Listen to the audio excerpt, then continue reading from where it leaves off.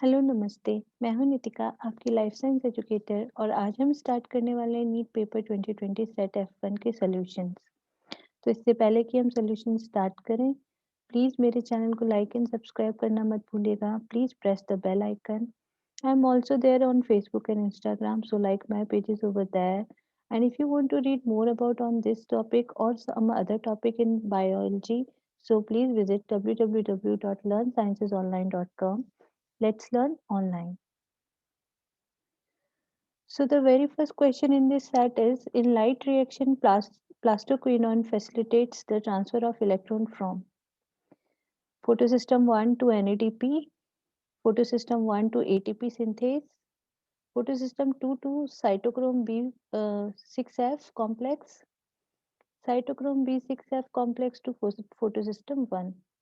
So ये diagram show कर रहा है आपका non cyclic photophosphorylation light reaction को। और इसमें आप यहाँ पे देख सकते हैं कि फोटो सिस्टम 2 से जो इलेक्ट्रॉन है सबसे पहले फियोफाइटिन में जाता है। फियोफाइटिन से होके ये प्लास्टोक्विनोन में जाता है और प्लास्टोक्विनोन से ये ट्रांसफर होता है साइटोक्रोम B6F कॉम्प्लेक्स को। तो इस क्वेश्चन के लिए जो मोस्ट अप्रोप्रिएट आंसर है वो है photosystem 2 two cytochrome B6F complex, क्योंकि जो प्लास्टोक्विनोन है वो फोटो सिस्टम 2 से साइटोक्रोम B6F कॉम्प्लेक्स के तरफ ही इलेक्ट्रॉन को ट्रांसफर कर रहा है। So the answer is third option. Second question is, the sequence that control the copy number of the linked DNA in the vector is termed. Options are palindromic sequence, recognition site, selectable marker, ORI site.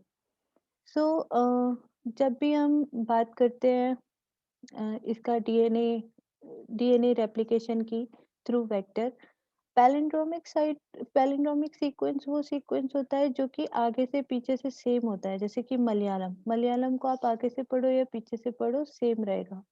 ऐसे ही DNA में जो base pair के sequence चलते हैं वो आगे से और पीछे से जब सेम होते हैं तो इस तरीके के सीक्वेंसेस को पैलिंड्रोमिक सीक्वेंस कहते हैं। रिकॉग्निशन साइट पर्टिकुलरली जो रेस्ट्रिक्शन एंडोन्यूक्लियस एंजाइम्स होते हैं वो एक पर्टिकुलर पैलिंड्रोमिक सीक्वेंस को आइडेंटिफाई करते हैं और उसी सीक्वेंस पे जाकर वो कट लगाते हैं डीएनए मॉलिक्यूल में। तो उस साइट को रिकॉग्निशन साइट बोलते हैं। सिलेक्टेबल मार्कर, जब भी हम वेक्टर के थ्रू डीएनए की क्लोनिंग कराते हैं तो ऐसे जीन इंसर्ट कराए जाते हैं उसमें वेक्टर में जिससे कि हम आइडेंटिफाई कर सके कि वो वेक्टर ट्रांसफॉर्म्ड हुआ है कि नहीं हुआ है। अगर वो सिलेक्टेबल मार्कर जीन प्रेजेंट होगा दैट मीन्स कि वेक्टर ट्रांसफॉर्म हो गया, तो हम उन्हीं वेक्टर्स के रेप्लिकेशंस को अ, अ, उन्हीं वेक्टर के रेप्लिकेशन को प्रेफर करेंगे और जो ट्रांसफॉर्म नहीं हुए उन वेक्टर्स को हम हटा देंगे। तो सेलेक्टेबल मार्कर वेक्टर के रिकॉग्निशन के लिए यूज होते हैं। ओरी site, so origin of replication, ये वो सीक्वेंस है जहाँ पे रेप्लिकेशन स्टार्ट होता है किसी भी डीएनए पीस में। ठीक है, और यही वो सीक्वेंस है जो कि रिस्पॉन्सिबल होता है for the controlling the copy number of link DNA. तो अगर कोई बहुत सारी कॉपी तैयार करना चाहता है टारगेट डीएनए की, तो वो ऐसा वेक्टर चूज करेगा जिसमें जो ओरी साइट होगी वो high number of copy support करेगी। तो for this question the answer is option 4। Now, third question, the specific palindromic sequence which is recognized by EcoR1 is, so ये options हैं। So सबसे पहले तो जो restriction endonuclease Escherichia coli strain RY13 से मिलता है उस restriction endonuclease enzyme को EcoR1 enzyme बोलते हैं। और restriction endonucleases वो enzymes होते हैं जो डीएनए के अंदर किसी एक particular सीक्वेंस पे कट लगाते हैं। ठीक है, तो ये पर्टिकुलरली जो इको आर वन एंजाइम्स हैं ये डीएनए के डबल हेलिक्स के 2 स्ट्रैंड को अलग अलग डिफरेंट पॉइंट्स पे कट करते हैं। ठीक है, क्योंकि जो इसकी रेस्ट्रिक्शन आइडेंटिफिकेशन साइट होती है वो पैलिंड्रोमिक नेचर की होती है। दैट मीन्स कि अभी अभी मैंने पिछले क्वेश्चन में बताया था जो आगे से और पीछे से सेम पढ़ाई में आए। तो इस तरीके से ये स्टैगर्ड कट प्रोड्यूस करते हैं और डीएनए के complementary single stranded ends produce करते हैं। तो ये जो ये डायग्राम है बहुत अच्छे से शो कर रहा है। ये यहाँ पे देखेंगे, ये कोई सीक्वेंस है GAATTC, ठीक है? ये 5 प्राइम टू 3 प्राइम एक एक स्ट्रैंड पे, दूसरे स्ट्रैंड पे भी 5 प्राइम टू 3 प्राइम यही सीक्वेंस है GAATTC।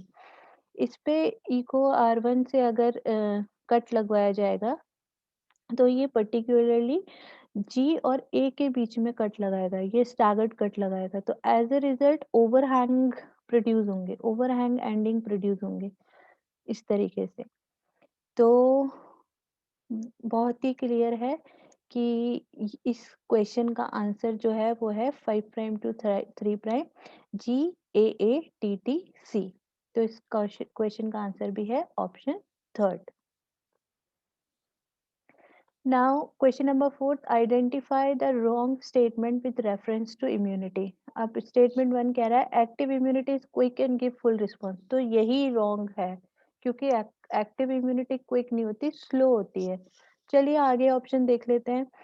Fetus receives some antibodies from mother. It is an example of passive immunity. Yes, very correct. जो fetus mother से immunity ऑब्टेन करता है वो पैसिव इम्यूनिटी होती है क्योंकि वो मदर की बॉडी में प्रोड्यूस होती है और जो इम्यूनिटी मदर की बॉडी में प्रोड्यूस होकर फीटस में ट्रांसफर होगी वो उस फीटस ने पैसिवली एक्वायर्ड की है। और इम्यूनोग्लोबुलिन जी जो एंटीबॉडी होते हैं वो प्लेसेंटा से पास हो सकते हैं, प्लस मदर का जो फर्स्ट मिल्क होता है उसमें इम्यूनोग्लोबुलिन ए प्रेजेंट होते हैं जो कि न्यूबॉर्न बेबी को कम से कम 2-3 महीने के लिए जो डिजीजेज हैं उनसे इम्यून बना के रखता है। When exposed to antigen, living or dead antibodies are produced in host body is called active immunity। बिल्कुल बिल्कुल सही बात है। एक्टिव इम्यूनिटी वही इम्यूनिटी होती है जो हमारी खुद की बॉडी में प्रोड्यूस होती है, चाहे वो लिविंग या डेड एंटीजन के कांटेक्ट में आने से प्रोड्यूस हो। तो directly if you expose towards some disease or if you take some vaccination, in both the cases if you get immune, so that kind of immunity is known as active immunity. बहुत अच्छा example अभी तो कोविड-19 का चल रहा है। अगर कोई बंदा कोविड-19 से सफर करके इम्यून हो रहा है तो उसने उस एक्टिवली एक्वायर्ड इम्यूनिटी है, उसकी नेचुरली एक्टिवली एक्वायर्ड इम्यूनिटी है। और अगर भगवान की दया से कोविड की वैक्सीन आ गई हो तो वैक्सीन के थ्रू जब सब लोग इम्यून होंगे तो वो आर्टिफिशियली एक्टिवली एक्वायर्ड इम्यूनिटी होगी। Then question option fourth is when ready-made antibodies are directly given, it is called passive immunity। बिल्कुल correct है। Directly ready-made antibodies provide करते हैं। अभी प्लाज्मा थेरेपीज कोविड में बहुत चली थी कि जो लोग इम्यून हो गए उनकी बॉडी से प्लाज्मा निकाल के जो क्रिटिकल इलनेस वाले पेशेंट थे उनमें ट्रांसफर किया गया था। तो इस तरीके से जब वो क्रिटिकल इलनेस वाले लोग ठीक हुए तो उन्होंने पैसिवली एक्वायर की इम्यूनिटी क्योंकि एंटीबॉडी किसी और की बॉडी में प्रिपेयर हुए और उनको वो डायरेक्टली मिले। और अभी-अभी हमने इसका बाद फीटस मदर टू फीटस जो ट्रांसफर होता है एंटीबॉडीज उसका भी डिस्कशन किया है। तो इस तरीके की जो इम्यूनिटी होती है वो पैसिवली एक्वायर्ड इम्यूनिटी होती है। So yes obviously option A is wrong. तो इस क्वेश्चन का आंसर है आंसर नंबर 1 क्योंकि इसमें हमें रॉन्ग स्टेटमेंट बताना है। Then question number 5, experimental verification of chromosomal theory of inheritance was done by। See, इस क्वेश्चन में एक्सपेरिमेंटल वेरिफिकेशन के बारे में पूछा, ये नहीं पूछा कि क्रोमोसोमल थ्योरी ऑफ इनहेरिटेंस किसने दी। ऑप्शन में Boveri, Mendel, Morgan and Sutton. Chromosomal theory of inheritance Walter Sutton और थियोडोर बोवेरी ने दी, प्रपोज उन्होंने की, लेकिन उसका एक्सपेरिमेंटल वेरिफिकेशन किया मॉर्गन ने फ्रूट फ्लाई पे यानी ड्रोसोफिला पे अपने बहुत सारे एक्सपेरिमेंट किए और उन एक्सपेरिमेंट्स के थ्रू ये प्रूव किया कि ये जो जीन है वो क्रोमोसोम के through from one generation to other generation transfer होते हैं और इसी बेसिस पे उन्होंने लिंकेज, रिकॉम्बिनेशन, जीन मैपिंग ये सब जो है फिनोमेना दिए। तो इस क्वेश्चन का आंसर होगा option 2 Morgan. Then question number 6, match the following concerning essential elements and their function in plants. So ये मैच द कॉलम्स दे रखे हैं और आपको करेक्ट ऑप्शन बताने हैं। तो ये बिल्कुल फैक्ट बेस्ड क्वेश्चन है। तो जो आयरन होता है, it is required for the chlorophyll biosynthesis. Zinc is required for indole acetic acid, that is auxin, auxin biosynthesis. Boron is required for pollen germination and manganese is required for photolysis of water। ठीक है, तो इसका जो answer है option one है। ये NCERT 11th की book mineral nutrition में ये क्लियरली ये सब कुछ दे रखा है। So it is just a fact-based question. Then question number 7. In gel electrophoresis, separated DNA fragment can be visualized with the help of. So ये option है acetocarmine and UV radiation, ethidium bromide in infrared radiation, acetocarmine in bright blue light, ethidium bromide in UV radiation। तो ये diagram है gel electrophoresis का। ये total 5 step इसमें बताई गई है। सबसे पहले prepare a semi solid agarose gel with well for DNA sample। Then second step है remove the comb and sealing the tape after agarose solidifies and place gel in the electrophoresis chamber। Then third step है load DNA solution in well of gel। Then fourth step attach the power supply and begin the electrophoresis। And then final step remove gel from chamber, stain with ethidium bromide and photograph under UV illumination। सो यही है हमारा option number 4, ethidium bromide इन UV radiation. इसी के through हम इसको visualise करते हैं। इस तरीके से ये फोटोग्राफिक प्लेट पे विजुलाइज हो जाते हैं। So answer number 4। Then question number 8 है name the enzyme that facilitate the opening of DNA helix during transcription। अभी ये डीएनए हेलिक्स ओपनिंग की बात कर रहे हैं। अगर क्वेश्चन ढंग से नहीं पढ़ा तो सबसे पहले दिमाग में जो आता है डीएनए हेलिक्स ओपन करने के नाम से, वो आता है हेलिकेज एंजाइम। और बिना सोचे समझे हेलिकेज एंजाइम ऑप्शन में है, ऑप्शन नंबर फोर्थ अटेम्प्ट कर सकते हैं। लेकिन ये पूछ रहा है ड्यूरिंग ट्रांसक्रिप्शन। हेलिकेज एंजाइम जो ओपन करता है वो करता है ड्यूरिंग डीएनए रेप्लिकेशन। ठीक है, डीएनए पॉलीमरेज का काम क्या होता है? डीएनए मॉलिक्यूल को सिंथेसाइज करना from deoxy ribonucleotides. DNA ligase का काम क्या होता है? निक सीलिंग करना। जो ओकाज़की फ्रेगमेंट्स बनते हैं ऑन द लैगिंग स्ट्रैंड, उनके बीच में जो एक-एक बॉन्ड मिसिंग रहता है, तो उस डाइएस्टर बॉन्ड को फॉर्म करने का काम डीएनए लाइगेज का रहता है। डीएनए हेलिकेज का काम होता है अनवाइंड करना डीएनए ड्यूरिंग रेप्लिकेशन। तो ये तीनों ही एंजाइम जो है वो ड्यूरिंग रेप्लिकेशन फंक्शनल रहते हैं। आरएनए पॉलीमरेज एक ऐसा एंजाइम है जो कि ट्रांसक्रिप्शन के दौरान काम आता है। तो ये डायग्राम बहुत अच्छे से शो कर रहा है। ये आरएनए पॉलीमरेज एंजाइम है। ये एक पंजे की तरह दिख रहा है, ठीक है? और पंजे के बीच में मुट्ठी के अंदर वाला जो डीएनए का पार्ट है, वो अनवाइंड हो रखा है और वहाँ पे ये डीएनए आरएनए हाइब्रिड बन रहा है और एमआरएनए या कोई भी आरएनए का फॉर्मेशन चल रहा है, ठीक है? तो यही है हमारा ऑप्शन जो हमको सेलेक्ट करना है। So answer is option number 2। Now, in which of the following technique the embryos are transferred to assist those female who cannot conceive? So ये options हैं। So see, assisted reproductive technology art use होती है उन females के लिए जो naturally conceive नहीं कर पाती हैं, ठीक है? इसकी दो टाइप्स होती हैं, इन विट्रो फर्टिलाइजेशन और in vivo fertilisation. In vitro fertilisation में जिसे टेस्ट ट्यूब बेबी भी बोलते हैं, बॉडी के बाहर फर्टिलाइजेशन होता है और बाहर फर्टिलाइजेशन होने के बाद जो एम्ब्रियो होता है उसे फीमेल के अंदर ट्रांसफर किया जाता है।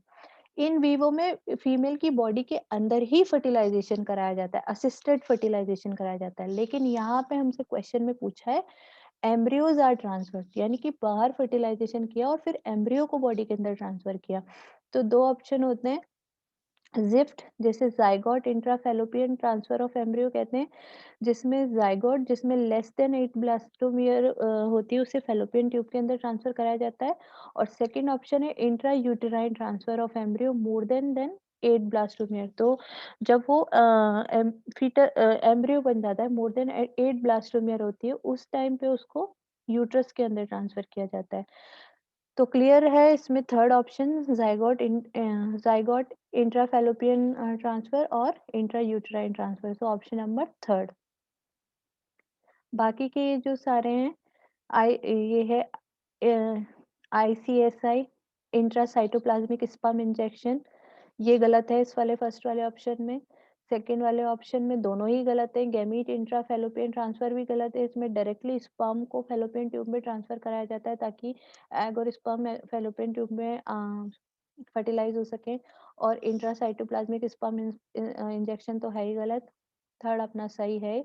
फोर्थ वाले में GIFT is the wrong choice, so answer number third. Now, question 10, identify the basic amino acid from the following. So ये ऑप्शन है lysine, valine, tyrosine, glutamic acid. तो ग्लूटामिक एसिड तो वैसे ही अलग हो गया, नाम में ही एसिड है, तो ये तो हो ही नहीं सकता आंसर। ठीक है, अब ये सारे अमीनो एसिड्स की लिस्ट है कि कौन किस नेचर का है। तो इधर देखें, पॉजिटिवली चार्ज आर ग्रुप वाले जो अमीनो एसिड हैं, पॉजिटिवली चार्ज वाले जो अमीनो एसिड होते हैं वो बेसिक इन नेचर होते हैं। ये तीन ऐसे अमीनो एसिड हैं जो पॉजिटिवली चार्ज आर ग्रुप वाले हैं, लाइसिन, आर्जिनिन एंड हिस्टिडिन। सो हमारे पास इन सारे ऑप्शन में लाइसिन गिवन है। ठीक है, वेलिन नहीं है, वेलिन नॉन पोलर है। टायरोसिन नहीं है, टायरोसिन एरोमेटिक आर ग्रुप वाला है। ग्लूटामिक एसिड नहीं है, वो तो नेगेटिवली चार्ज आर ग्रुप वाला है, एसिड है। ठीक है, so option number 1। So in this video we will discuss only this much. In the next video we will discuss next 10 question from the set F1. Thank you. If you like my video, so please subscribe to my channel and press the bell icon, and also follow my pages on Instagram and Facebook. Thank you and have a nice day.